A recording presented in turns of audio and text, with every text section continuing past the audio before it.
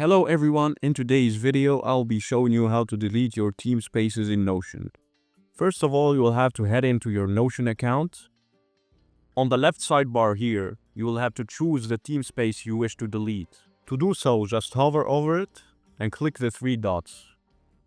Then click on Teamspace settings. Once you do so, a pop-up will show. You will have to click on General.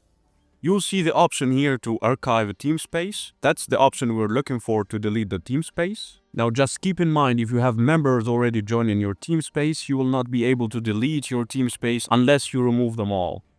Luckily enough, I don't have any members in my team space, so I will be able to directly archive the team space, and that's what I'm gonna do now.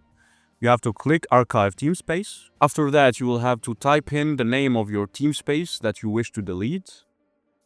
After you do so, click Archive Team Space again. And just like that, your team space has been deleted. I hope you guys enjoyed this tutorial and found it helpful. If you did, please leave a like and subscribe to the channel, and I'll be seeing you in the next tutorial. Goodbye.